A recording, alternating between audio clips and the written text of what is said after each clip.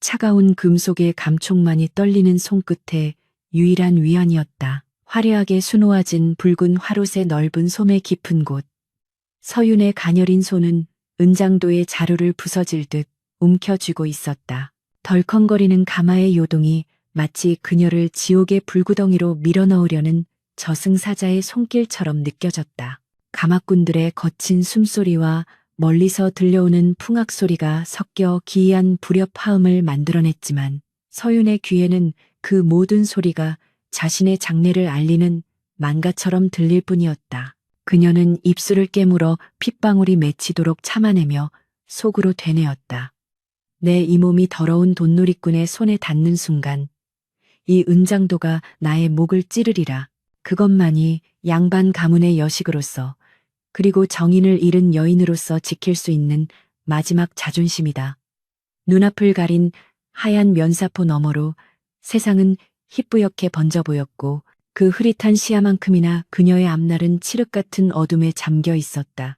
서윤이 이토록 처절한 결심을 하게 된 것은 불과 보름 전 아버지인 김진사가 술에 거나하게 취해 들어와 뱉은 청천벽력 같은 말 때문이었다. 기울어가는 가세를 일으키기 위해, 아니 솔직히 말하자면 노름판에서 진 빚을 갚기 위해 아버지는 딸을 팔아넘기기로 작정한 것이었다. 상대는 한양 바닥에서 모르는 이가 없다는 거상 흥면이었다. 본명조차 알려지지 않은 그는 항상 검은 천으로 얼굴을 가리고 다니며 피도 눈물도 없이 돈을 긁어 모은다 하여 흥면이라는 벼로가 붙었다고 했다. 한간에 떠도는 소문에 의하면 그는 얼굴이 흉측하게 일그러진 괴물이며 그에게 시집간 여인들은 첫날 밤을 넘기지 못하고 비명행사하거나 미쳐서 나온다는 끔찍한 이야기가 파다했다.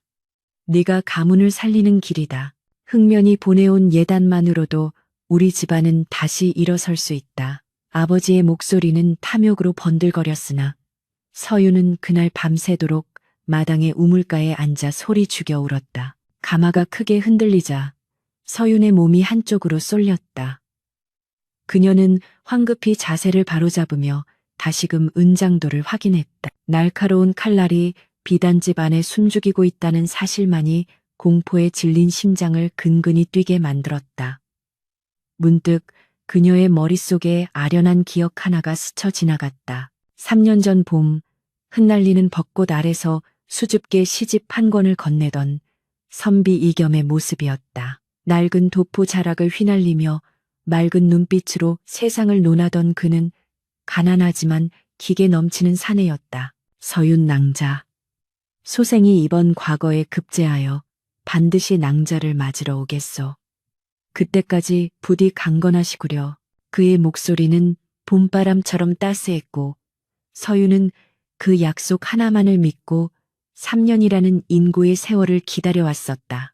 그러나 한양으로 과거를 보러 떠난 그는 소식이 끊겼고 들려오는 풍문으로는 역병에 걸려 객사했다는 흉흉한 소리만이 전해질 뿐이었다. 이겸이 떠나던 날 서윤은 직접 수놓은 비단 주머니를 그에게 건네주었다. 그 주머니 속에는 그녀가 아끼던 옷가락지 반쪽이 들어있었다. 나머지 반쪽은 지금 그녀의 품속, 저고리 안쪽에 실로 꿰매어 간직하고 있었다. 죽은 줄 알면서도, 아니 죽었다고 믿어야만 견딜 수 있는 고통 속에서도 그녀는 그 정표를 버릴 수 없었다. 이겸 도련님이 계신 저승으로 가는 길이 이리도 험난합니다. 부디 그곳에서 저를 기다려 주시옵소서. 눈가에 맺힌 눈물이 연지 찍은 볼을 타고 흘러내리려 하자 그녀는 고개를 세게 저어 눈물을 삼켰다. 지금 울어서 화장이 번지면 흥면이라는 자에게 약한 모습을 보이는 것 같아 자존심이 허락지 않았다. 그녀는 죽는 순간까지도 고고한 악처럼 깨끗하게 가고 싶었다. 가마 밖에서는 구경 나온 백성들이 웅성거리는 소리가 들려왔다. 저 가마가 김진사 댁 따님이 탄 가마라지? 우쥐, 꽃 같은 처자가 어쩌다 그 무시무시한 흥면에게 사람들의 동정 섞인 수군거림이 비수처럼 날아와 꽂혔다. 혼례 준비가 한창이던 오늘 아침. 어머니는 서윤의 머리를 빗겨주며 하염없이 눈물을 쏟았다.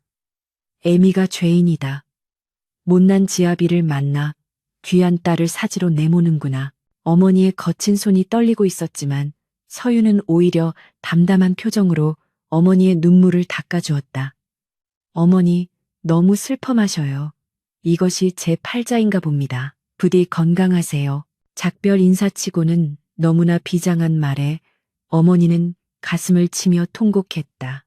하지만 서유는 이미 마음을 정리한 상태였다. 그녀에게 이 혼례는 새로운 시작이 아니라 삶의 종지부를 찍는 의식이었다. 화롯을 입고 족두리를 쓰는 그 순간부터 그녀는 자신이 산 사람이 아니라 제단에 바쳐지는 제물과 다름없다고 생각했다. 화려한 장신구들이 목을 조여오는 족쇄처럼 무겁게 느껴졌고 겹겹이 껴입은 옷들은 그녀의 숨통을 막아왔다. 가마의 움직임이 둔해지더니 이내 멈춰섰다.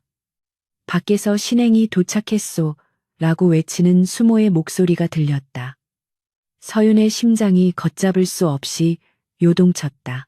이제 곧 그 끔찍한 흑면의 저택으로 발을 들이게 될 것이었다.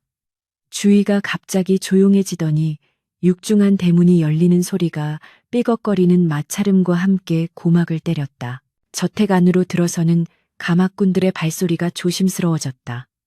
마치 맹수가 잠자고 있는 동굴로 들어가는 듯한 긴장감이 감돌았다. 서유는 소매 속의 은장도를 꺼내어 손에 쥐었다.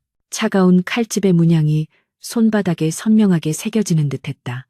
지금이다. 가마문이 열리고 그자의 얼굴을 보는 순간 나는 주저없이 그녀는 숨을 들이마시고 온몸의 감각을 곤두세웠다. 공기 중에 떠다니는 냄새조차 달라진 것 같았다. 바깥 세상의 흙냄새 대신 향냄새와 알 수 없는 비릿한 쇠냄새가 섞여 코끝을 찔렀다. 신부 내리시오. 낮고 굵은 목소리가 가마 밖에서 들려왔다. 하인이나 집사의 목소리가 아니었다. 위압감이 느껴지는 그 목소리의 주인은 분명 흑면일 것이라 직감했다. 수모가 가마 문을 열고 서윤의 팔을 잡아 부축했다. 다리가 후들거려 일어설 수조차 없었지만 서윤은 이를 악물고 땅을 디뎠다. 면사포 아래로 보이는 바닥은 값비싼 비단으로 덮여 있었다. 신부가 흙을 밟지 않게 하려는 배려인지 아니면 자신의 재력을 과시하려는 오만함인지 알 수 없었다. 그녀는 고개를 숙인 채 수모의 부축을 받아 천천히 걸음을 옮겼다. 주위에는 수많은 하인이 도열해 있는 듯했지만 숨소리 하나 들리지 않을 정도로 정적이 흘렀다. 그 침묵이 더욱 서윤을 공포스럽게 만들었다. 마치 살아있는 사람들의 집이 아니라 유령들이 사는 저택에 들어온 기분이었다. 대례청으로 향하는 동안 서윤은 곁눈질로 주위를 살폈다. 붉은 초들이 곳곳에 켜져 있었지만 이상하게도 집안 분위기는 어둡고 음산했다. 기둥 뒤나 처마 및 그림자 속에 누군가 숨어서 자신을 지켜보고 있는 듯한 시선이 느껴졌다. 맞은편에서 신랑이 걸어오는 기척이 느껴졌다. 서윤은 고개를 들지 않았지만 시야의 끝자락에 검은색 관복과 흉배가 들어왔다. 보통의 혼례복인 사모관대와는 달리 지나치게 검고 묵직한 느낌이었다. 그리고 소문대로 그의 얼굴은 무언가에 가려져 있는 듯했다. 면사포 때문에 정확히 보이지는 않았지만 뿜어져 나오는 기운이 예사롭지 않았다. 그는 거친 상인이라기보다는 전장을 누비는 무장처럼 단단하고 거대한 체구를 가지고 있었다. 서윤은 그 압도적인 기세에 눌려 잠시 은장도를 쥔 손에 힘이 풀릴 뻔했다. 그러나 이내 정신을 차렸다. 저자가 바로 내 인생을 망친 원흉이다. 혼례 절차는 기이할 정도로 빠르게 진행되었다. 보통의 혼례라면 떠들썩한 축하와 덕담이 오가야 했지만 집례를 맡은 자의 건조한 목소리만이 공허하게 울려 퍼졌다. 서윤은 기계적으로 절을 하고 술잔을 올렸다. 맞절할 때 살짝 보인 신랑의 손은 험한 일을 많이 한 듯 굳은 살이 박여 있었고 손등에는 길게 베인 흉터가 희미하게 남아 있었다. 그 흉터를 보는 순간 서윤은 등골이 서늘해졌다. 돈을 벌기 위해 얼마나 많은 사람을 해치고 저런 상처를 입었을까. 그녀의 상상은 꼬리에 꼬리를 물고 흙면을 더욱 잔혹한 괴물로 만들어갔다. 합한주를 마시는 시냅을 하며 그녀는 소매 속의 은장도를 다시금 확인했다. 이제 곧 신방으로 들어갈 것이다. 그곳이 바로 그녀가 생을 마감할 장소였다. 마침내 지루하고 공포스러운 의식이 끝나고 서유는 수모들의 손에 이끌려 신방으로 들어갔다. 신방은 생각보다 넓고 화려했지만 역시나 냉기가 감돌았다. 병풍에는 기괴한 모양의 산수화가 그려져 있었고 방 한 구석에 놓인 검은 고는 줄이 끊어진 채 방치되어 있었다. 수모들은 서윤을 자리에 앉히고는 도망치듯 방을 빠져나갔다. 신랑께서 곧 드실 겁니다. 부디 잘 모시옵소서. 그 말이 유언처럼 들렸다. 문이 닫히고 빗장이 걸리는 소리가 났다. 이제 이 방에는 서윤 혼자뿐이었다.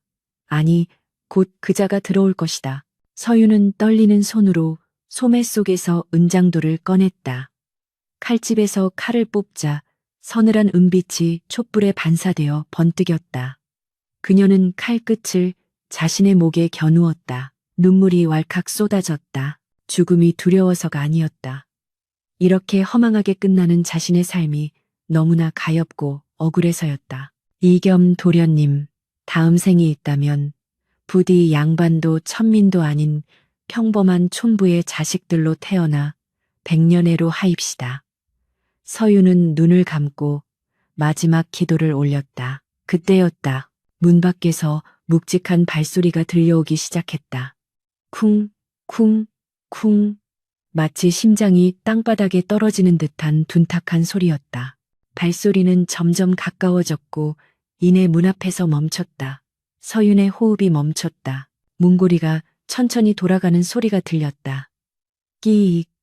소름 끼치는 마찰음과 함께 문이 열리고 밤바람이 훅 끼쳐 들어와 촛불을 흔들었다. 흔들리는 불빛 그림자 사이로 거대한 인형이 방 안으로 들어섰다. 흑면이었다. 서윤은 칼을 쥔 손에 힘을 주며 눈을 부릅떴다. 들어오기만 해라. 네가 나에게 손끝 하나 대기 전에 내 피로 이 방을 붉게 물들일 것이다. 그러나 방 안으로 들어온 사내는 문을 닫고도 한참 동안 움직이지 않고 서윤을 응시하기만 했다. 그 침묵이 서윤을 더욱 미치게 만들었다.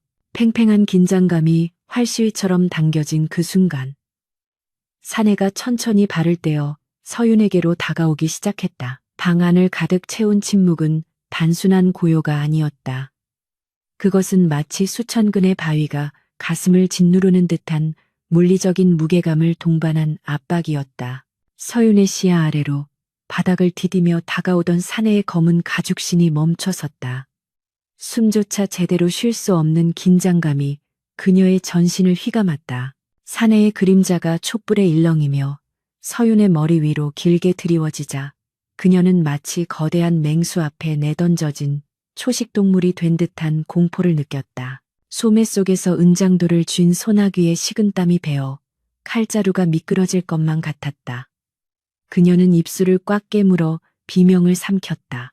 지금 당장이라도 이 사내가 짐승처럼 달려들어 옷고름을 잡아챌 것이라는 상상이 머릿속을 지배했다. 세상에 떠도는 소문대로라면 그는 여인을 취하는 것이 아니라 사냥하는 자였으니까. 하지만 사내는 서윤의 예상과 달리 그녀를 덮치지 않았다. 대신 그는 무겁고 건조한 한숨을 내쉬더니 서윤을 지나쳐 방 한가운데 놓인 주안상 쪽으로 걸음을 옮겼다. 비단 요 위를 스치는 옷자락 소리와 둔탁한 발소리가 멀어지자 서윤은 그제야 아주 얕은 숨을 몰아쉬었다. 사내는 주안상 앞에 털썩 주저앉았다. 술이라 낮게 읊조리는 목소리에는 조소 섞인 냉소가 담겨 있었다. 쪼르륵 투박한 질그릇병에서 술이 쏟아지는 소리가 적막한 방안을 울렸다. 서윤은 면사포 아래로 곁눈질하여 사내의 뒷모습을 훔쳐보았다. 넓은 어깨와 곧게 뻗은 등은 마치 천년 묵은 바위처럼 단단해 보였지만 어딘가 모르게 고독하고 쓸쓸한 기운이 감돌았다. 그는 연거푸 술잔을 비워냈다. 한 잔, 2잔, 그리고 3잔, 빈잔을 내려놓는 소리가 탕, 탕 하고 거칠게 났다. 그것은 새 신랑의 설렘이 아니라 무언가를 억지로 삼키고 참아내는 자의 몸부림처럼 보였다. 서유는 그 기이한 분위기에 압도되어 차마 칼을 꺼내 들지 못하고 굳어 있었다. 그가 술에 취해 인사불성이 되기를 기다려야 하는 것인지 아니면 지금 당장 자결해야 하는 것인지 판단이 서지 않았다. 창호지 문 밖에서는 밤바람 소리가 윙윙거리며 흡사 귀신이 우는 소리처럼 들려왔다. 이 거대한 저택은 이상하리만치 조용했다. 보통의 대갓집이라면 혼례 날밤에는 잔치 뒷정리를 하는 하인들의 부산스러운 소리나 집 깨진 친척들이 신방을 엿보며 키득거리는 소리가 들려야 마땅했다. 허나 이곳은 무덤 속처럼 고요했다. 서유는 가마를 타고 들어오면서 느꼈던 그 서늘한 냉기를 다시금 떠올렸다. 사람의 온기라고는 찾아볼 수 없는 이 저택 자체가 마치 살아있는 생명을 거부하는 듯했다. 흙면이라는 자가 쌓아 올린 막대한 분은 수많은 사람의 피와 눈물 위에 세워진 사상 누각이라는 세간의 비난이 귓가를 맴돌았다. 아버지는 그 더러운 돈에 눈이 멀어 딸을 팔았다.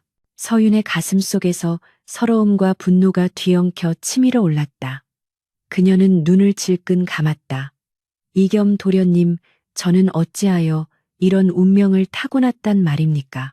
그때 사내가 자리에서 일어나 천천히 방을 서성기기 시작했다. 그의 발걸음은 불규칙했고 때로는 멈춰서서 벽에 걸린 족자나 장식장을 한참 동안 바라보기도 했다. 서윤의 심장이 다시 요동쳤다. 그가 다가오는 것인지 멀어지는 것인지 소리만으로는 가늠하기 힘들었다. 사내는 마치 먹잇감을 두고 즐기는 사냥꾼처럼 서윤의 주변을 맴돌며 그녀의 공포심을 자극하고 있었다. 그는 서윤이 앉아있는 곳에서 그리 멀지 않은 탁자 위 촛대로 다가갔다. 후 하고 그가 입김을 불자 방 안을 밝히던 촛불 하나가 꺼졌다. 방은 순식간에 더 어두워졌고 남은 촛불 하나만이 위태롭게 흔들리며 긴 그림자를 만들어냈다. 어둠이 짙어지자 공포는 배가 되었다. 사내는 어둠 속에서 더 거대하고 위협적인 존재로 느껴졌다. 부인께서는 갑자기 그가 입을 열었다. 목소리는 잠겨 있었고 기이할 정도로 떨리고 있었다. 이 혼례가 원망스럽소? 서유는 흠칫 놀라 어깨를 떨었다. 질문의 의도를 파악할 수 없었다. 원망하느냐 묻는다면 목이 터져라 그렇다고 외치고 싶었으나 감히 입을 뗄 수가 없었다. 대답 대신 그녀는 고개를 더 깊이 숙였다. 사내는 대답을 기대하지 않았다는 듯 씁쓸한 웃음소리를 흘렸다. 그렇겠지. 천하의 잡놈. 피도 눈물도 없는 흑면에게 팔려왔으니 오죽하겠소. 그는 자신을 흑면이라 칭하며 비하했다. 그 말투에는 자기 혐오가 짙게 깔려 있었다. 사내는 다시 술병을 들어 입에 대고 병째 들이켰다. 술이 목구멍을 넘어가는 소리가 거칠었다. 서유는 혼란스러웠다. 소문 속의 흑면은 잔혹하고 오만한 폭군이어야 했다. 그러나 눈앞의 사내는 고뇌에 찬 폐잔병 같기도 했고 깊은 슬픔에 잠긴 짐승 같기도 했다. 하지만 그 연민조차 사치였다. 그가 술기운에 언제 돌변하여 흉기를 휘두를지 모르는 일이었다. 그녀는 다시금 은장도의 날카로운 감촉에 집중하며 마음을 다잡았다. 시간이 얼마나 흘렀을까. 초가 반쯤 타들어가 촛농이 뚝뚝 떨어질 무렵 사내가 서윤의 앞으로 다가왔다. 이번에는 아까와 달리 망설임이 없었다. 그의 거친 숨소리에서 독한 술 냄새가 풍겼다. 서윤은 온몸의 근육이 경직되는 것을 느꼈다. 이제 끝이다. 이 밤이 지나면 나는 시체가 되어 나가리라. 사내의 커다란 손이 서윤의 시야에 들어왔다. 그 손은 떨고 있었다. 분노 때문인가 아니면 흥분 때문인가. 그가 천천히 손을 뻗어 서윤의 머리를 덮고 있는 면사포 자락을 잡았다. 서윤은 숨을 멈췄다. 은장도를 쥔 손에 힘을 주어 칼집에서 칼날을 빼내려는 찰나 사내의 손이 멈칫했다. 그는 면사포를 걷어 올리는 대신 그저 그 천자락을 꽉 움켜쥐기만 했다. 마치 그 천 너머에 있는 얼굴을 마주하는 것이 두려운 사람처럼, 혹은 감당할 수 없는 진실을 앞에 둔 사람처럼 그는 주저하고 있었다. 내가 무섭소? 사내가 물었다. 이번에는 목소리가 아주 가까이에서 들렸다. 서유는 떨리는 목소리를 억누르며 겨우 입을 열었다. 무섭습니다. 죽는 것보다 더럽혀지는 것이 더 무섭습니다. 그녀의 대답은 비수처럼 날카로웠다.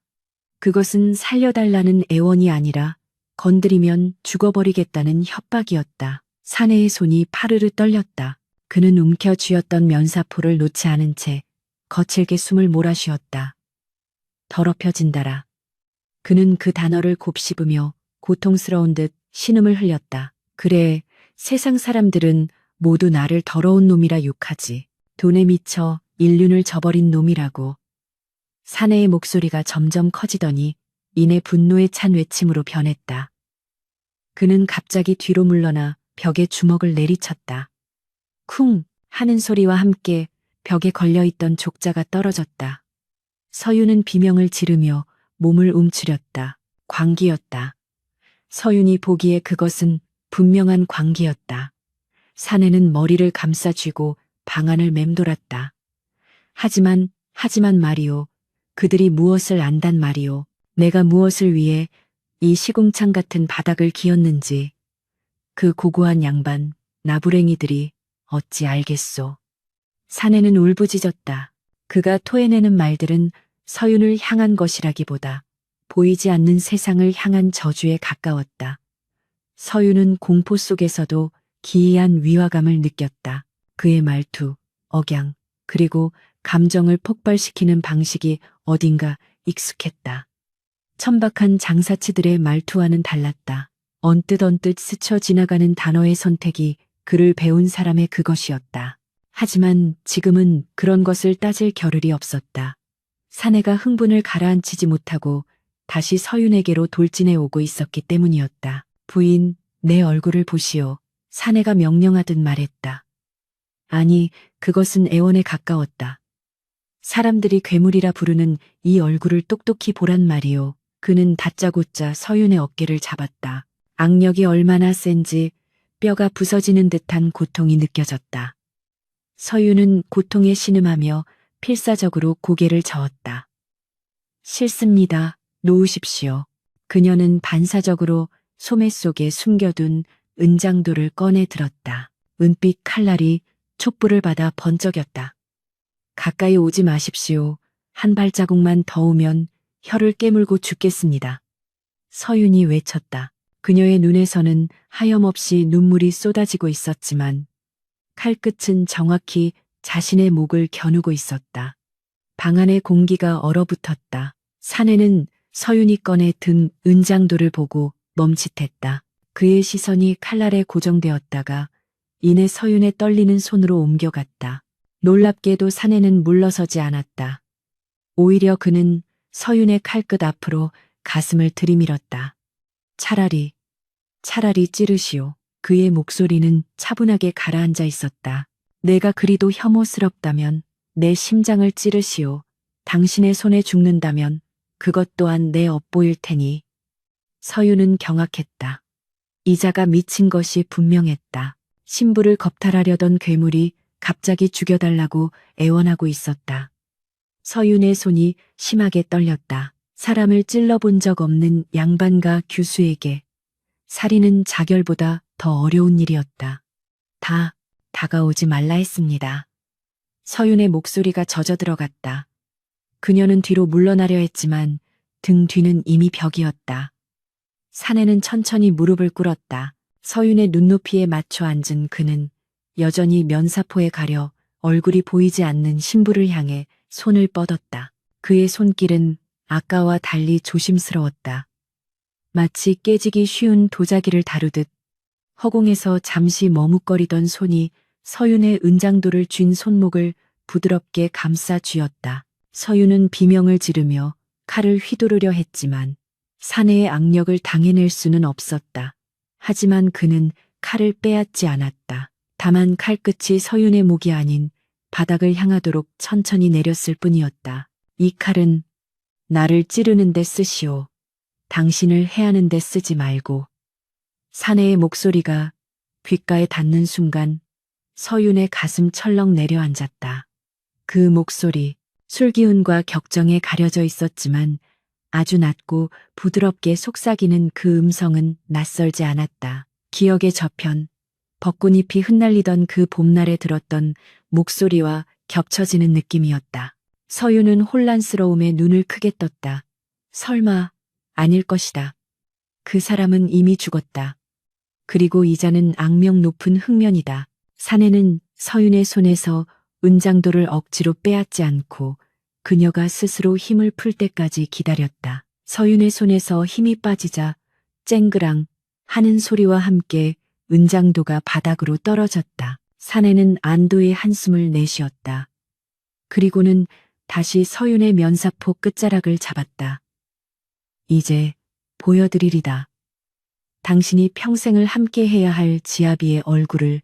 긴장감은 최고조에 달했다. 서윤은 눈을 감고 싶었지만 정체 모를 이끌림에 눈을 뗄 수가 없었다. 사내의 손이 천천히 위로 올라갔다. 붉은 비단 면사포가 스르르 들리며 바닥만 보고 있던 서윤의 시야가 트이기 시작했다. 촛불의 노란 불빛이 시야에 들어왔고 이어 사내의 턱과 입술, 그리고 오뚝한 콧날이 차례로 드러났다. 면사포가 완전히 걷히자 서윤은 숨을 들이켰다. 그녀의 눈동자가 흔들렸다. 눈앞에 있는 얼굴은 흉측한 괴물도 낯선 타인도 아니었다. 얼굴 반쪽을 가로지르는 옅은 흉터가 새로 생겼을 뿐. 그 이목구비는 그녀가 꿈에서도 그리워하던 그 사람의 것이었다. 짙은 눈썹 아래 우수에 젖은 눈동자가 서윤을 응시하고 있었다. 비록 햇볕에 그을리고 세파에 찌들어 예전의 맑고 고운 선비의 태는 사라졌지만 그 눈빛만은 여전했다. 서윤의 입술이 파들파들 떨렸다. 말이 되어 나오지 못한 신음이 목구멍에서 걸렸다. 이겸, 도련님? 믿을 수 없는 현실 앞에 서윤은 자신의 눈을 의심했다. 이것은 꿈인가? 아니면 내가 너무나 사무치게 그리워한 나머지 헛것을 보고 있는 것인가? 사내, 아니 이겸은 고통스러운 표정으로 서윤을 바라보았다. 그의 눈가에도 물기가 어렸다. 서윤, 낭자. 아니, 이제는 부인이라 불러야겠군요. 그의 목소리를 듣는 순간 서윤의 세상이 무너져 내렸다. 죽은 줄 알았던 정인이 자신이 그토록 혐오하고 두려워했던 흑면이 되어 눈앞에 앉아 있었다. 반가움보다는 충격과 공포, 그리고 이해할 수 없는 상황에 대한 혼란이 그녀를 덮쳤다. 서윤은 다리에 힘이 풀려 주저앉으려 했고 이겸은 급히 팔을 뻗어 그녀를 부축했다. 그의 품에서 나는 냄새는 낯선 화약 냄새와 피 냄새, 그리고 아주 희미하게 남은 묵향이었다. 서윤은 그의 가슴을 밀어내며 물었다. 어찌 도련님이 흑면이란 말입니까? 대체 지난 3년 동안 무슨 일이 있었던 것입니까?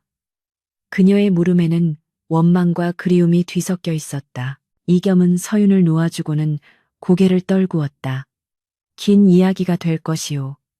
내 왜 붓을 꺾고 칼을 잡았는지, 왜 이름을 버리고 귀신이 되어야 했는지. 그는 잠시 말을 잇지 못하다가 떨어진 은장도를 주워들었다. 그리고는 서윤의 손에 다시 쥐어주었다. 내 이야기를 듣고도 나를 용서할 수 없다면 그때는 주저 말고 찌르시오. 달게 받겠소. 이겸의 눈빛은 결연했다.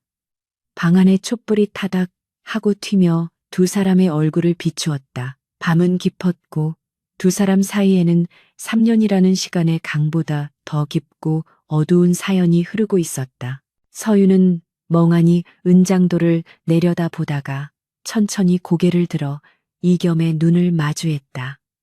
이제 그 지독한 비밀의 문을 열 시간이었다. 은장도가 바닥에 떨어지며 낸 날카로운 파열음이 방 안의 정적을 깨뜨렸지만 두 사람 사이에는 그보다 더 무거운 침묵이 흘렀다. 서윤은 자신의 눈을 믿을 수 없었다. 떨리는 손을 들어 허공을 더듬자 이겸이 조심스럽게 자신의 얼굴을 내밀어 그녀의 손길을 받아들였다. 손끝에 닿는 피부는 거칠었고 뺨을 가로지르는 흉터는 울퉁불퉁하게 솟아있었다. 그것은 서책을 넘기던 고운 선비의 얼굴이 아니었다.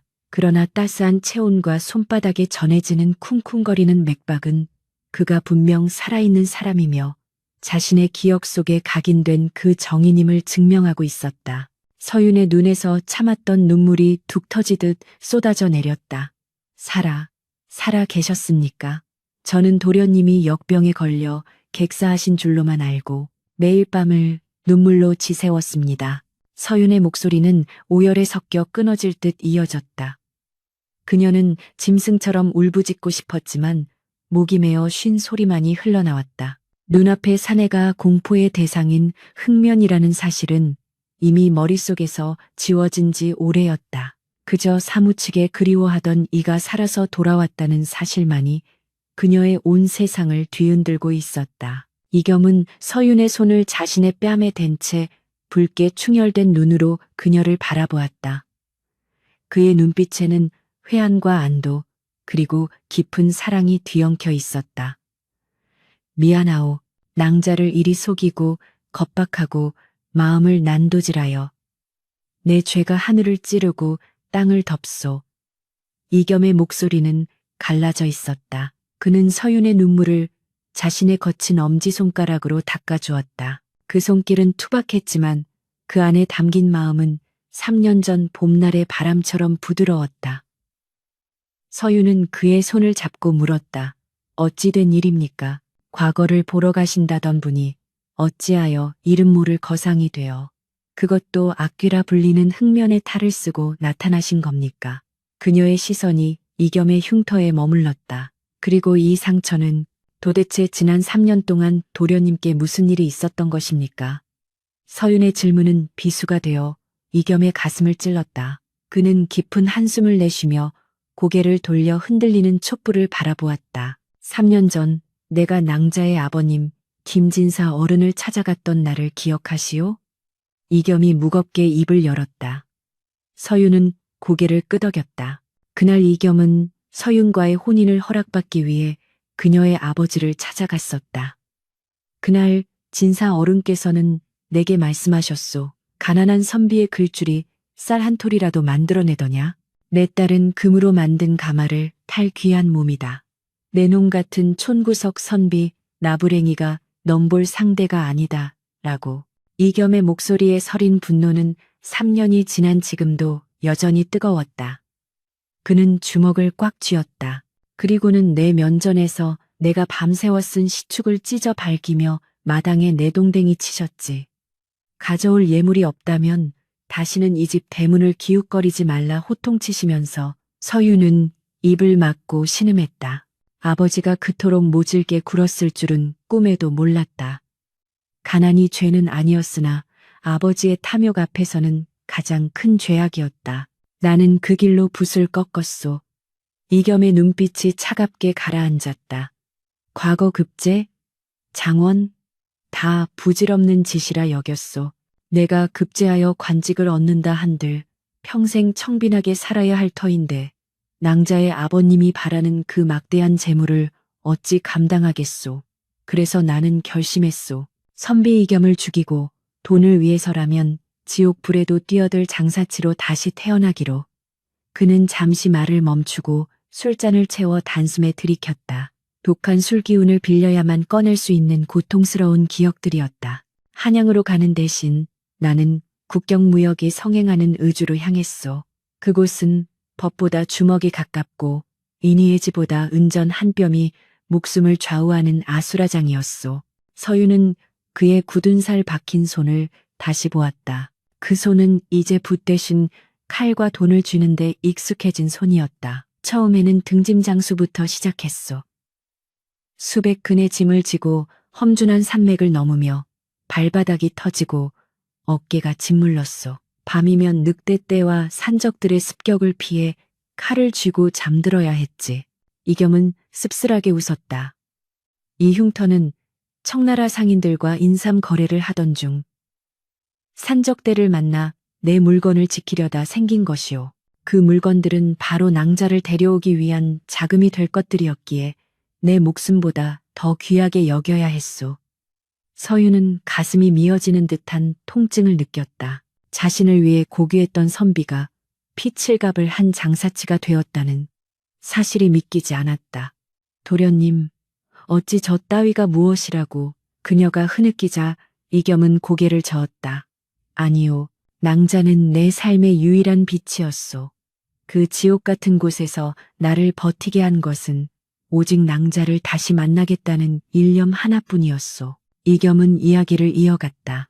그는 타고난 명석함으로 장사 수완을 발휘하여 빠르게 세력을 키웠다. 그는 수단과 방법을 가리지 않고 부를 축적했다. 때로는 비정하게 경쟁자를 짓밟기도 했고 관아에 뇌물을 바쳐 이권을 따내기도 했다. 그렇게 그는 흥면이라는 벼로를 얻게 되었다. 흥면, 얼굴 없는 상인. 내가 얼굴을 가린 것은 신비감을 주어 상대를 위축시키려는 계산도 있었지만 사실은 부끄러움 때문이었소.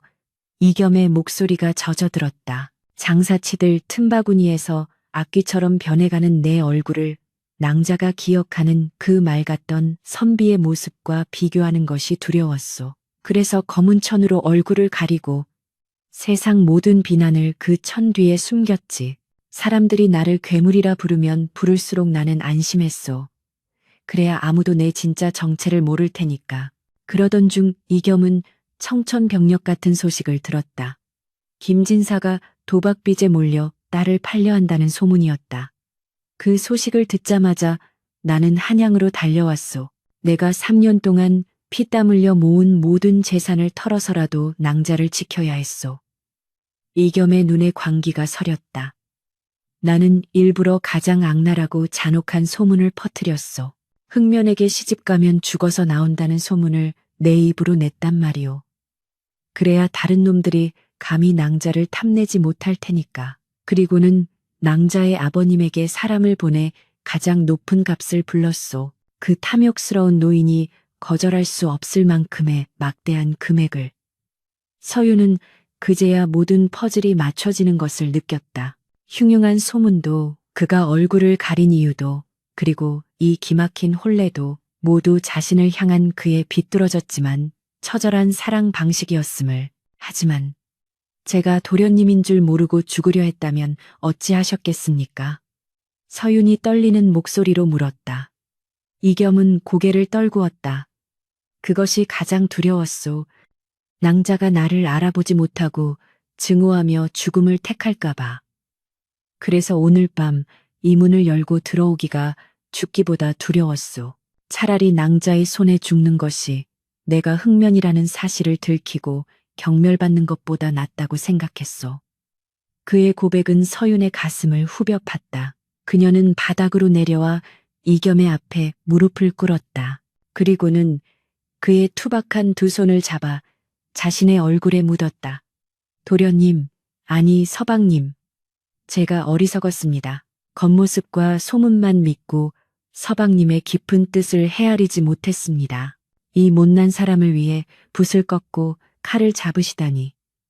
이 죄를 어찌 다 갚습니까? 서윤의 눈물이 이겸의 손등을 적셨다.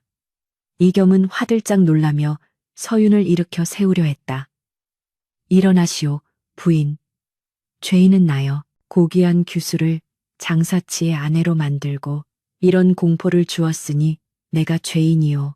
두 사람은 서로를 끌어안고 하염없이 눈물을 흘렸다. 3년의 세월, 그 긴 기다림과 오해, 그리고 각자가 겪어야 했던 지옥 같은 고통들이 눈물에 씻겨 내려갔다. 이겸의 품은 낯선 화약 냄새가 났지만 서윤에게는 그 어떤 꽃향기보다 편안했다. 그것은 자신을 지키기 위해 세상과 싸운 사내의 치열한 삶의 냄새였기 때문이었다. 서윤은 이겸의 등 뒤로 팔을 둘러 그를 꽉 껴안았다. 그의 등은 넓고 단단했지만 가늘게 떨리고 있었다. 그녀는 그 떨림을 온몸으로 느끼며 다짐했다. 이제 다시는 이 사람을 혼자 두지 않으리라. 그가 흥면이든 백정이든 세상이 그를 괴물이라 손가락질하든 상관없었다. 그는 자신의 목숨보다 귀한 정인이었다. 한참을 그렇게 안고 있었을까. 이겸이 서윤을 살며시 떼어내며 그녀의 얼굴을 바라보았다. 이제 낭자는 흥면의 아내가 되었소. 앞으로의 삶은 순탄치 않을 것이오. 세상 사람들의 비웃음과 손가락질을 견뎌야 할지도 모르고 나의 적들이 낭자를 노릴 수도 있소.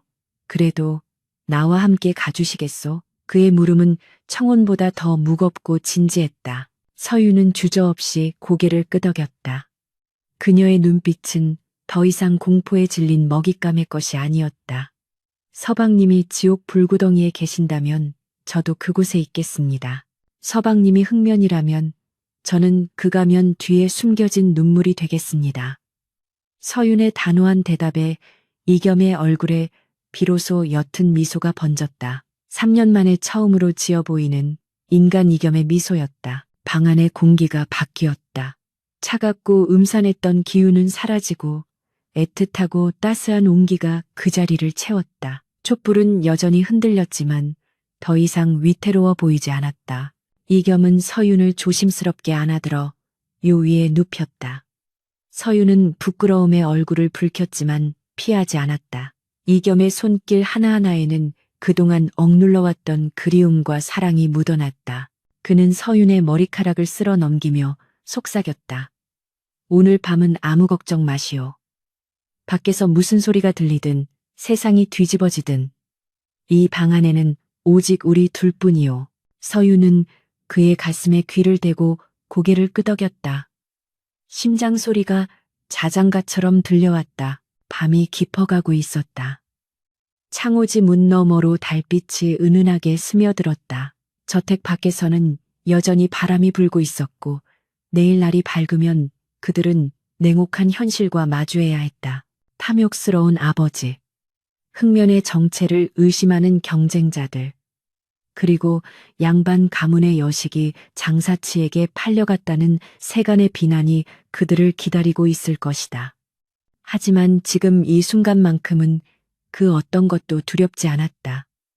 서로의 존재를 확인하고 마음을 나눈 이 밤, 신방은 세상에서 가장 안전한 요새였다. 서윤은 잠이 쏟아지는 와중에도 이겸의 손을 꼭 잡고 놓지 않았다. 꿈이 아니기를, 눈을 뜨면 다시 차가운 현실로 돌아가 있지 않기를 간절히 바라며, 그러나 그들의 평온한 밤을 시샘하듯 새벽녘이 가까워질 무렵 저택의 담장 밖에서 수상한 그림자들이 어른거리고 있었다.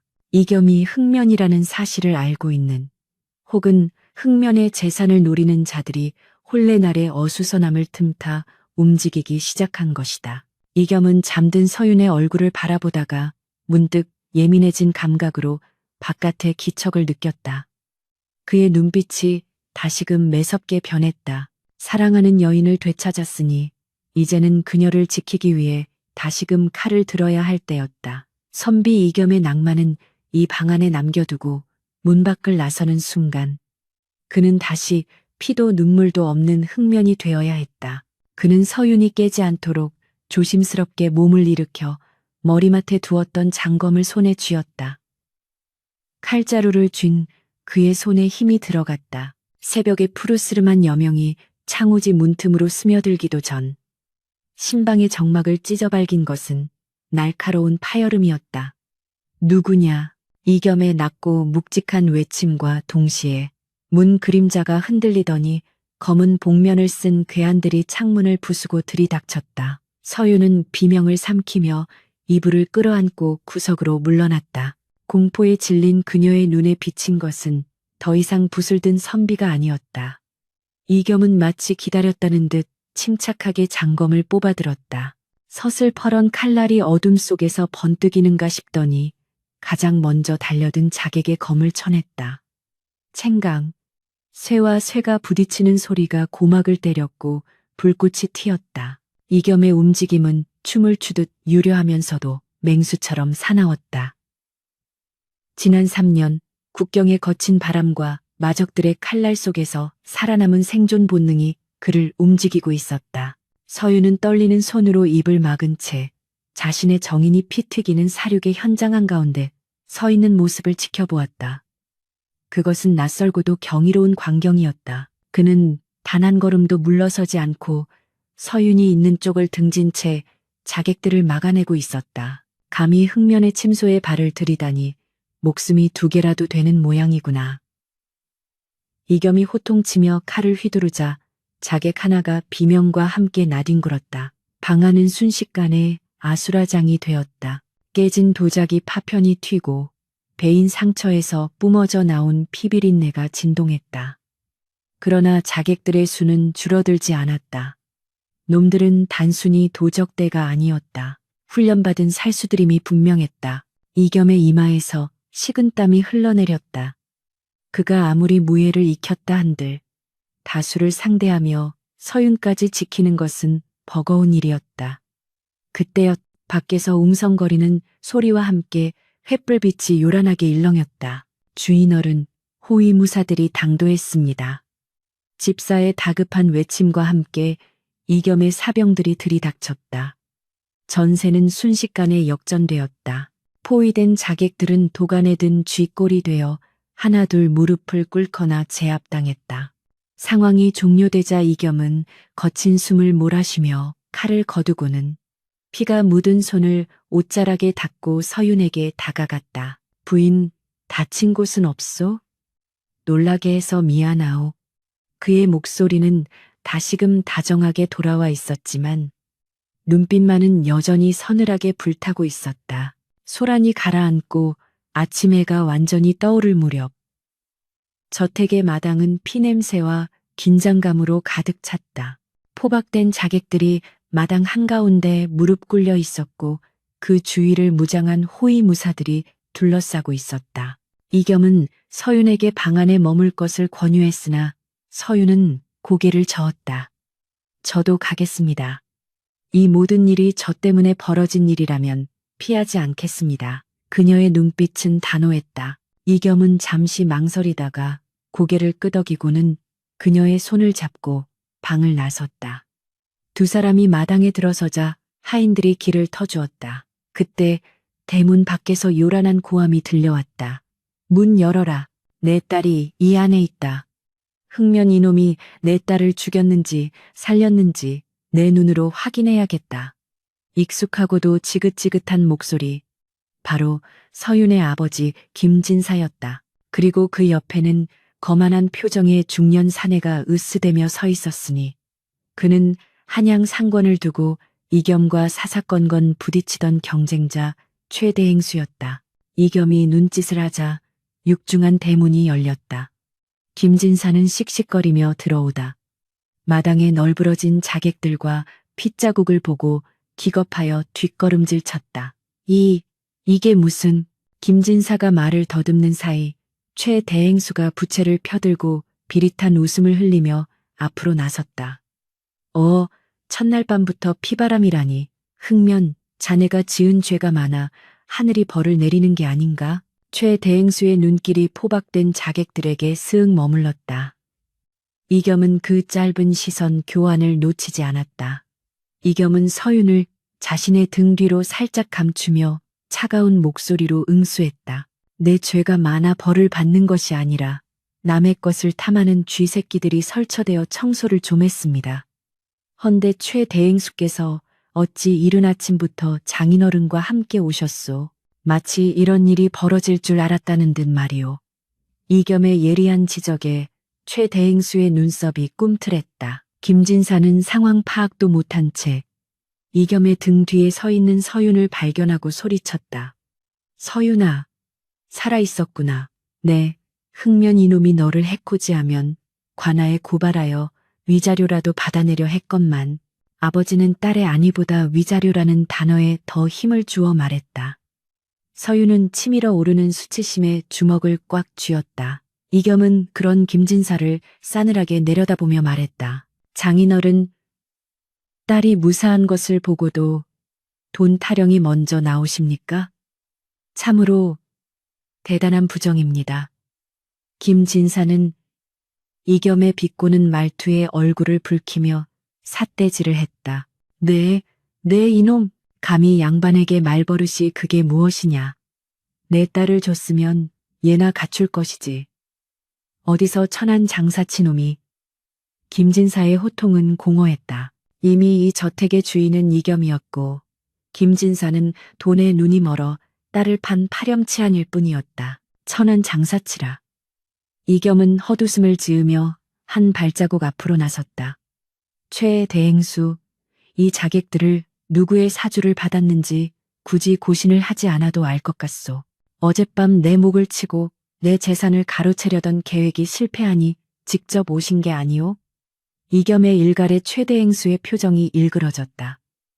증거 있나? 함부로 짓거리다가는 명예훼손으로. 최 대행수가 말을 마치기도 전에 이겸은 묶여있던 자객 중 하나의 두건을 벗겨냈다. 자객의 얼굴이 드러나자 최 대행수의 안색이 흑빛으로 변했다. 그는 최 대행수의 사병대장이었다. 이자의 입에서 당신 이름이 나오면 그때는 명예훼손이 아니라 살인미수 교사죄가 될 것이오. 관하로 갈까? 아니면 여기서 내 칼을 받겠소? 이겸이 으르렁거렸다. 분위기는 순식간에 얼어붙었다. 최 대행수는 덜덜 떨며 뒷걸음질 쳤고 김진사는 그제야 상황이 심상치 않음을 깨닫고 눈치를 살폈다. 그리고 김진사 영감. 이겸이 김진사를 향해 돌아섰다. 그의 목소리는 더 이상 사위가 장인을 대하는 태도가 아니었다. 당신이 그토록 무시하고 멸시했던 그 천한 놈이 누구인지 이제 똑똑히 보시오. 이겸은 쓰고 있던 갓을 벗어 던지고 헝클어진 머리를 쓸어 넘겼다. 아침 햇살이 그의 얼굴에 정면으로 비쳤다. 흉터가 있긴 했으나 그 이목구비는 김진사가 3년 전 문전박대했던 그 가난한 선비와 똑같았다. 김진사의 눈이 휘둥그레졌다. 입이 딱 벌어져 다물어지지 않았다. 너는 설마 이생원? 김진사는 믿을 수 없다는 듯 손가락으로 이겸을 가리키며 떨었다. 내 놈이 죽었다고 들었는데 어찌 흑면이 되어. 그의 목소리는 충격과 공포로 갈라졌다. 그렇소. 당신이 찢어버린 시축을 가슴에 품고 떠났던 그 이겸이오. 이겸은 한 걸음씩 김진사에게 다가갔다. 한 걸음 내디딜 때마다 김진사는 주춤주춤 물러났다. 당신이 가난하다는 이유로 내동댕이 쳤던 그 선비가.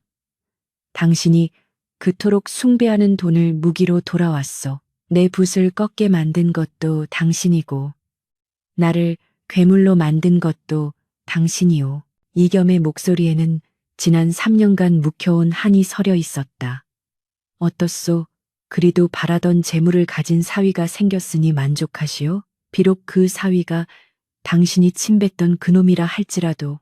이겸의 조소에 김진사는 할 말을 잃고 털썩 주저앉았다.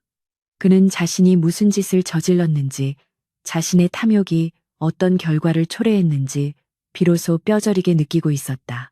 딸을 팔아치운 상대가 다름 아닌 자신이 내쫓았던 옛 정인이라니 이보다 더한 인과 응보는 없었다. 그때 침묵을 지키던 서윤이 천천히 아버지 앞으로 걸어 나왔다.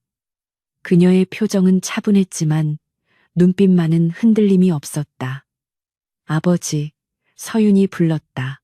김진사는 고개를 들어 딸을 바라보았다. 서윤아, 네가 알았느냐? 이놈이 이겸이라는 것을. 김진사가 묻자 서윤은 고개를 끄덕였다. 예, 알았습니다. 그리고 저는 이분을 연모합니다. 돈 많은 흑면이어서가 아니라 제 마음을 알아주는 이겸 도련님이시기 때문입니다. 서윤의 목소리는 마당 전체에 울려 퍼질 만큼 또렷했다. 아버지는 돈을 위해 저를 버리셨지만 이분은 저를 위해 자신의 모든 것을 버리셨습니다. 이제 저는 김씨 가문의 여식이 아니라 이 사람의 아내로 살겠습니다. 서윤의 선언은 김진사에게 사형 선고나 다름없었다. 혈연의 정마저 끊어내는 단호한 결별이었다. 이겸은 서윤의 어깨를 감싸 안으며 하인들에게 명했다. 최 대행수와 이 자객들을 관하로 넘겨라. 내 모든 재력과 인맥을 동원하여 죗값을 톡톡히 치르게 할 것이다. 호위무사들이 최 대행수와 자객들을 끌고 나갔다. 최 대행수의 비명소리가 멀어지자 마당에는 김진사만이 덩그러니 남았다. 이겸은 품에서 두툼한 돈주머니를 꺼내 김진사 앞에 던졌다. 짤그랑 하는 소리가 비수처럼 꽂혔다. 가져가시오. 당신이 그토록 원하던 딸의 몸값이오. 이것으로 당신의 빚은 모두 청산되었소. 허나 이제부터 이 집 문지방을 넘을 생각은 마시오. 내 아내를 또다시 물건 취급했다가는 그때는 사위가 아니라 채권자로서 당신을 대할 것이오. 이겸의 축객령은 냉정했다. 김진사는 떨리는 손으로 돈주머니를 집어들었다. 묵직한 무게감이 느껴졌지만 그 순간만큼은 그 돈이 불덩이처럼 뜨겁게 느껴졌다. 그는 딸을 한번 쳐다보려 했지만 서유는 이미 고개를 돌려 이겸만을 바라보고 있었다. 수치심과 후회가 밀려왔지만 이미 엎질러진 물이었다. 김진사는 비틀거리는 걸음으로 대문을 향해 걸어갔다. 그의 뒷모습은 처량하기 그지없었다. 탐욕의 끝이 얼마나 허망한지를 보여주는 살아있는 증거였다. 대문이 닫히는 쿵 소리와 함께 지난날의 악연도 함께 닫혔다. 마당에는 다시 고요가 찾아왔다. 하지만 그 고요는 어젯밤의 음산한 침묵과는 달랐다. 모든 진실이 밝혀지고 묵은 찌꺼기가 씻겨 나간 뒤의 개운함이었다. 이겸은 긴장이 풀린 듯 휘청거렸고 서윤이 급히 그를 부축했다. 서방님, 괜찮으십니까? 서윤이 걱정스레 묻자 이겸은 피 묻은 손을 들어 보이며 씁쓸하게 웃었다. 내 손이 더럽소. 낭자를 안기에는 너무나 피비린내가 나는구려. 그러나 서윤은 자신의 하얀 치마폭을 찢어 그의 손을 감싸 주었다. 피는 닦으면 그만입니다. 허나 서방님이 저를 지키기 위해 흘리신 땀과 눈물은 평생 제 가슴에 남을 것입니다. 서윤의 말에 이겸의 눈시울이 붉어졌다. 그는 비로소 흑면이라는 무거운 가면을 완전히 벗어던진 듯한 홀가분한 표정을 지었다. 아침 햇살이 두 사람을 따스하게 감싸 안았다. 그것은 긴 어둠의 터널을 지나온 연인들에게 내리는 축복과도 같았다. 이제 다 끝났소. 흑면은 사라지고 당신의 지압이 이겸만 남았소. 이겸이 말했다. 서유는 그의 가슴에 얼굴을 묻으며 대답했다. 예, 서방님, 이제 우리 집으로 들어가시지요. 두 사람은 서로를 의지하며 안채로 발걸음을 옮겼다. 마당에 남은 하인들은 그들의 뒷모습을 보며 묵묵히 고개를 숙였다. 그것은 공포에 의한 복종이 아니라 진정한 주인을 향한 경이었다. 담장 너머로 매화나무 가지가 흐드러지게 피어 있었고 꽃잎 하나가 바람을 타고 날아와 두 사람이 걸어가는 길 위에 사뿐히 내려앉았다. 폭풍우가 지나간 자리에 비로소 봄이 오고 있었다. 그 봄은 그저 계절의 변화가 아니라 두 사람의 인생에 찾아온 진정한 개화였다. 겨우내 얼어붙었던 대지를 녹이는 봄바람이 저택의 높은 담장을 넘어 들어왔다. 한때 귀신이 나온다며 사람들이 근처에 얼씬거리지도 않던 흑면의 저택은 이제 한양 바닥에서 가장 활기차고 따스한 기운이 감도는 곳으로 변모해 있었다.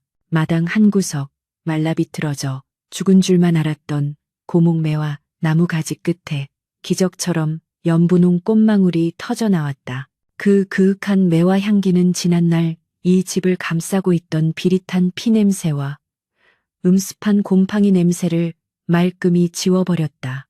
열려진 사랑채 문 너머로 하인들의 웃음소리가 들려왔고 부엌에서는 구수한 밥 짓는 냄새가 피어올랐다. 서유는 한마루에 앉아 따스한 봄햇살을 받으며 바느질을 하고 있었다. 그녀의 손끝에서 완성되어 가는 것은 태어날 아기를 위한 베넷저고리였다. 비단실이 천을 통과할 때마다 사각거리는 소리가 평화로운 오후의 정적을 기분 좋게 메웠다. 그녀의 얼굴은 더 이상 공포에 질린 신부의 그것이 아니었다. 볼에는 복숭아 빛 생기가 돌았고 눈매에는 여유와 행복이 깃들어 있었다. 대문이 열리며 왁자지껄한 소리가 들려왔다. 대행수 어른, 다녀오셨습니까? 하인들의 활기찬 인사를 받으며 이겸이 들어섰다. 그는 더 이상 검은 천으로 얼굴을 가리지 않았다. 얼굴을 가로지르는 흉터는 여전했지만 사람들은 이제 그 흉터를 공포의 대상이 아닌 산전수전 겪으며 신의를 지켜온 상인의 훈장으로 여기고 있었다. 이겸은 하인들에게 일일이 눈을 맞춰주며 덕담을 건넸다. 과거에 그가 스스로를 고립시키며 도끼를 품은 짐승처럼 살았다면 지금의 그는 사람 냄새 나는 진정한 가장이자 상단의 우두머리였다. 서유는 하던 일을 멈추고 버선발로 마루를 내려가 그를 맞이했다. 서방님 오셨습니까? 오늘은 상단 일이 고되지 않으셨는지요? 서윤이 다가가 옷매무새를 다듬어 주자 이겸은 그녀의 손을 꼭 잡으며 환하게 웃었다. 그 미소는 3년 전 벚꽃 아래서 실을 읊던 선비의 순수함과 거친 세파를 이겨낸 사내의 듬직함을 동시에 담고 있었다. 부인을 보러 오는 길이 어찌 고될 수 있겠소. 상단 문을 나서자마자 집으로 달려오고 싶은 마음을 억누르느라 혼났소. 이겸의 너스레의 서유는 수줍게 미소 지었다. 두 사람은 나란히 뜰을 거닐었다. 매화나무 아래서 이겸은 잠시 걸음을 멈추고 꽃가지를 어루만졌다. 이 나무를 볼 때마다 부인 생각이 나오. 혹독한 추위를 견뎌내고 기어이 꽃을 피워내는 그 강인함이 꼭 당신을 닮았소. 이겸의 말에 서유는 고개를 저었다. 아닙니다. 이 꽃을 피운 것은 서방님입니다. 차가운 눈보라 속에서 저를 감싸주신 서방님의 온기가 없었다면 저는 벌써 시들어 떨어졌을 것입니다. 두 사람의 시선이 허공에서 얽혔다. 그 눈빛 속에는 지난 1년간 함께 겪어온 숱한 감정들이 녹아 있었다. 자객들의 습격 이후 이겸은 경쟁자였던 최대행수의 비리를 낱낱이 밝혀 관아에 고발했다. 최대행수는 유배를 갖고 한양상권은 이겸의 주도로 공정하게 재편되었다. 그 과정에서 이겸은 흑면이라는 오명을 벗고 의상이라는 새로운 칭송을 듣게 되었다. 저녁상을 물린 후 두 사람은 다실에 마주 앉았다. 은은한 국화차 향기가 방 안을 채웠다. 창문 너머로 둥근 보름달이 떠올라 방 안을 비추었다. 이겸이 찻잔을 내려놓으며 조심스럽게 입을 열었다. 오늘 장터에서 풍문을 들었소. 서윤의 손이 잠시 멈칫했다. 이겸이 말하는 풍문이 무엇인지 짐작이 갔기 때문이었다. 장인어른, 아니 김진사 영감에 대한 소식 말이오. 이겸은 서윤의 눈치를 살피며 말을 이었다. 내가 건넨 돈을 노름판에서 모두 탕진하고 지금은 저잣거리에서 구걸하며 연명한다고 하더이다. 서윤은 담담하게 찻잔을 응시했다. 가슴 한구석이 아릿해져 왔지만 그것은 그리움이나 후회가 아니었다.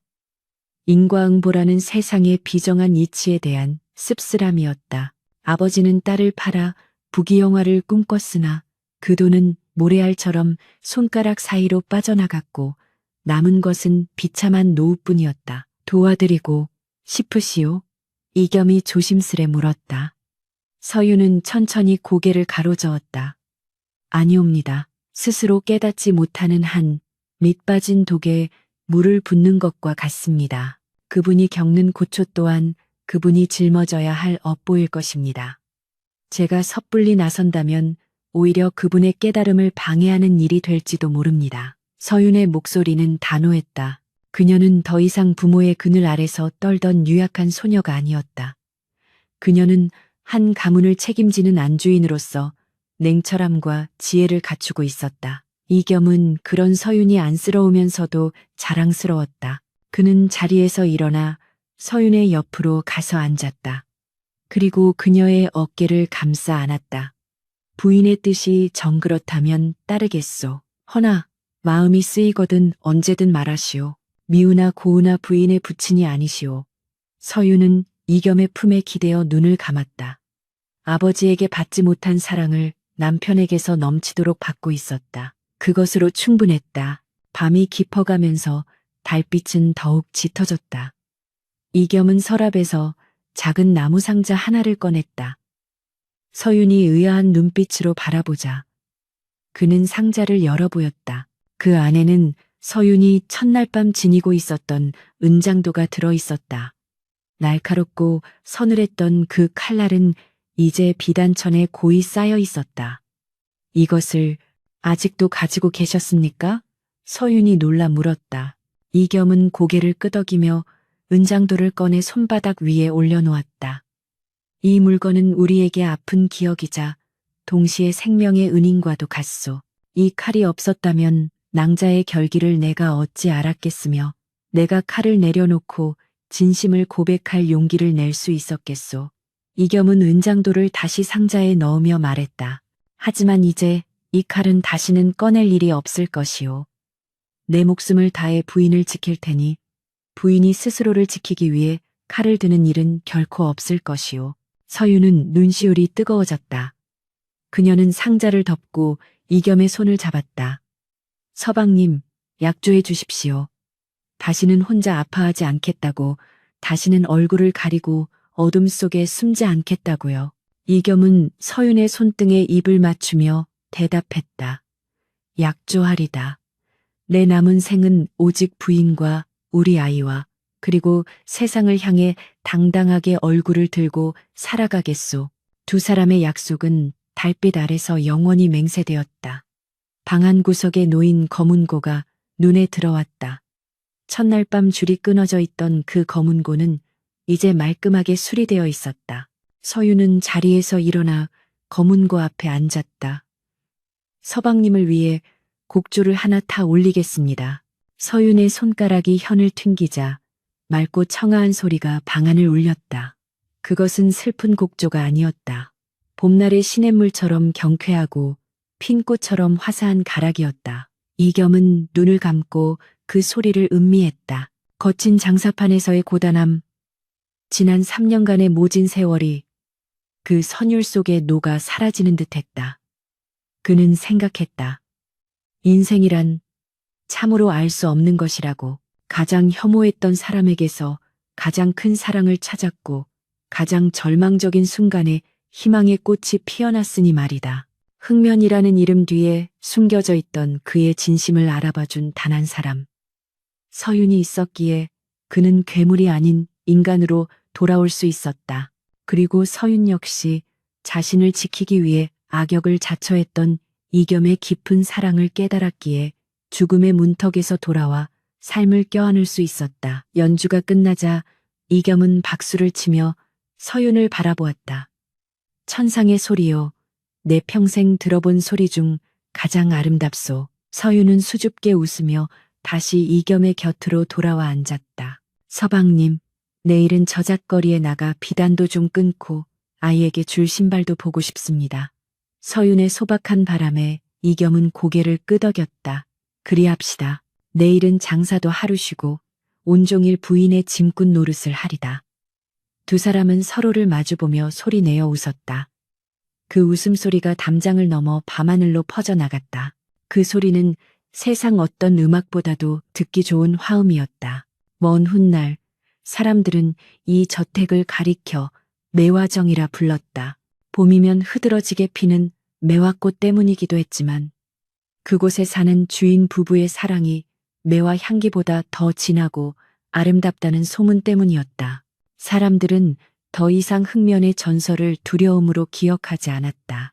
대신 사랑하는 여인을 지키기 위해 스스로 악귀가 되었던 한 사내의 수뇌보와 그 사내의 가면을 벗기고 진정한 사랑을 찾아낸 한 여인의 지혜로운 이야기를 전설처럼 이야기하곤 했다. 부와 명예, 신분과 체면이 중시되던 시대였지만 그 모든 것을 뛰어넘는 것은 결국 사람의 마음, 진심 어린 사랑이라는 것을 이겸과 서윤은 온몸으로 증명해 보였다. 밤바람이 촛불을 살며시 흔들었지만 불꽃은 꺼지지 않고 더욱 환하게 타올랐다. 두 사람의 그림자가 벽에 하나로 겹쳐졌다. 그 모습은 마치 두 그루의 나무가 뿌리를 얽고 서로를 지탱하며 서 있는 형상과도 같았다. 서윤이 이겸의 어깨에 머리를 기대며 속삭였다. 사랑합니다, 서방님. 이겸은 서윤을 더욱 꽉 끌어안으며 대답했다. 은혜하오, 부인, 영원히. 마당에 매화 꽃잎 하나가 바람을 타고 날아와 문지방에 살포시 내려앉았다. 긴 겨울이 가고 그들의 인생에 비로소 완전한 봄이 찾아온 것이다. 억수같이 쏟아지는 빗줄기가 기와 지붕을 뚫을 듯이 두들겨대는 밤이었다. 하늘이 찢어진 듯 퍼붓는 장대비 사이로 간헐적으로 번개가 내리꽂히며 칠흑 같은 어둠을 찰나의 순간 대낮처럼 밝혔다. 그 섬광 속에서 매화정의 대문 앞에는 삿갓을 깊게 눌러쓴 한 사내가 미동도 없이 서 있었다. 비에 젖은 도포 자락이 무겁게 축 늘어져 있었고 삿갓 아래로 드러난 인매는 칼날처럼 굳게 다물려 있었다. 대문을 지키던 문지기가 겁에 질린 목소리로 누구시기에 이 야심한 밤에 그것도 이런 폭우 속에 이러고 계십니까? 라고 물었으나 사내는 대답 대신 품속에서 낡은 마패 하나를 꺼내 번개 불빛에 비추어 보일 뿐이었다. 세 마리의 말이 그려진 그 패를 본 문지기는 혼비백산하여 안채로 달려들어갔다. 잠시 후 빗소리를 뚫고 다급한 발소리와 함께 이겸이 대문 앞으로 나왔다. 그는 하인을 시켜 대문을 활짝 열게 했고 묵묵히 서 있던 사내는 그제야 고개를 들어 이겸을 정면으로 응시했다. 그 눈빛은 폭우보다 더 차갑고 매서웠으며 마치 죄인의 영혼을 꿰뚫어 보려는 저승차사의 그것과 닮아 있었다. 사랑채의 촛불이 일렁이며 두 사내의 그림자를 벽면에 길게 드리웠다. 젖은 옷을 갈아입은 낯선 사내는 암행어사 박문수였다. 그는 조정에까지 파다하게 퍼진 흑면에 대한 소문을 듣고 직접 진상을 파악하고자 내려온 터였다. 자네가 그 악명 높은 흑면인가? 아니면 개과 천선했다는 이 의상인가? 박문수의 질문은 날카로웠다. 그는 찻잔을 들어 입에 가져가면서도 시선은 한순간도 이겸에게서 떼지 않았다. 이겸은 흐트러짐 없는 자세로 앉아 담담하게 대답했다. 흑면도 저였고 지금의 이겸도 저입니다. 어사께서 듣고 오신 소문이 무엇이든 저는 제 삶에 부끄러움이 없습니다. 이겸의 눈빛에는 과거의 주눅든 기색이나 살기 어린 도끼는 찾아볼 수 없었다. 오직 깊은 연못처럼 고요하고 단단한 심지가 엿보일 뿐이었다. 박문수는 콧방귀를 뀌며 찻잔을 내려놓았다. 부끄러움이 없다? 자네가 긁어모은 그 막대한 재산이 과연 피와 눈물 없이 모은 것이라 자부할 수 있는가? 내 들으니 자네는 돈을 위해서라면 부모 형제도 모른 채하는 수전노였다 하던데 박문수의 도발에도 이겸은 평정을 잃지 않았다. 그때 방문이 조용히 열리며 서윤이 다과상을 들고 들어왔다. 그녀의 뒤에는 5살 배기 아들 준혁이 어머니의 치맛자락을 잡고 낯선 손님을 호기심 어린 눈으로 쳐다보고 있었다. 서윤은 정갈한 동작으로 다과를 내려놓으며 박문수에게 예를 갖췄다. 비바람이 거셉니다. 누추하지만 따뜻한 차로 몸을 누기시지요. 서윤의 목소리는 부드러웠으나 그 안에 담긴 기품은 어사의 기세에도 눌리지 않았다. 박문수는 서윤을 유심히 살펴보았다. 소문 속에 흑면에게 팔려가 비참하게 죽거나 미쳤다던 그 양반집 규수가 이토록 평온하고 단아한 모습으로 아이까지 기르고 있다는 사실이 믿기지 않았다. 부인께서는 이자의 과거를 알고도 곁에 머무시는 거요?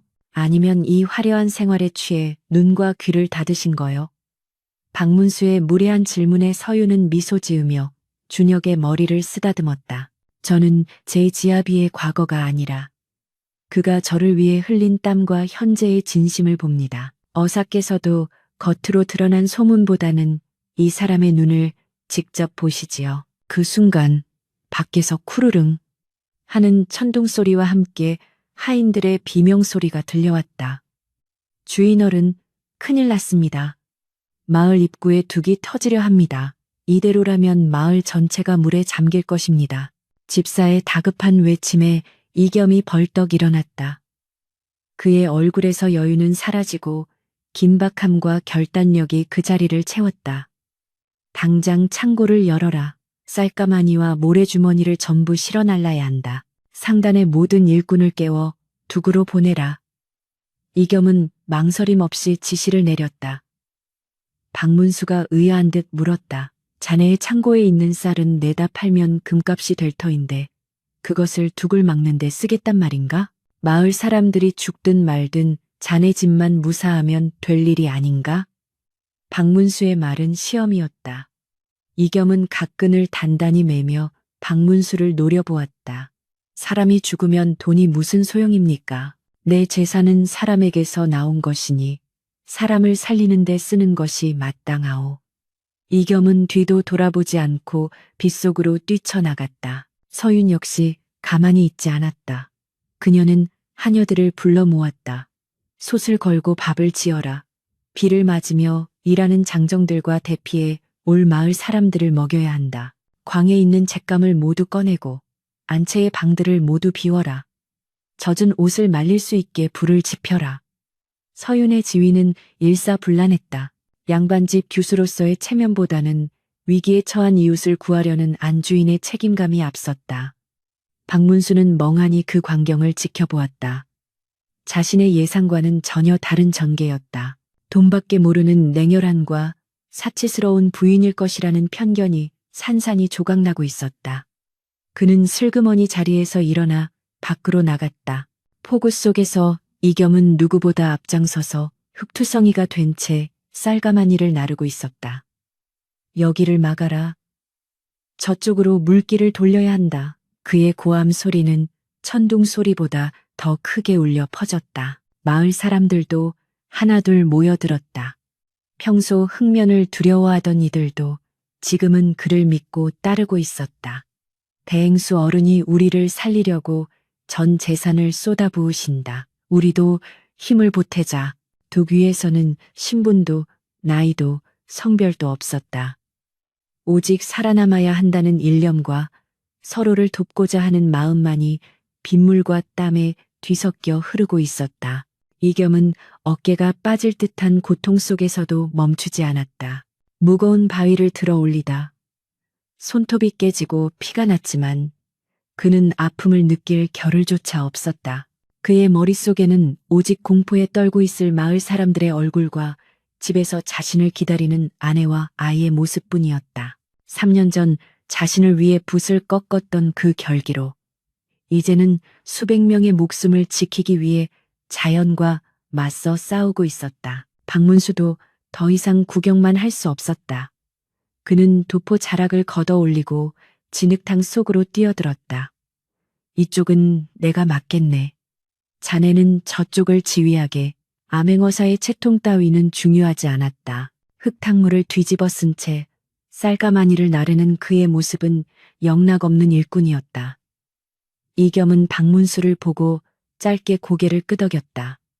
말은 필요 없었다. 두 사내는 빗속에서 묵묵히 호흡을 맞췄다.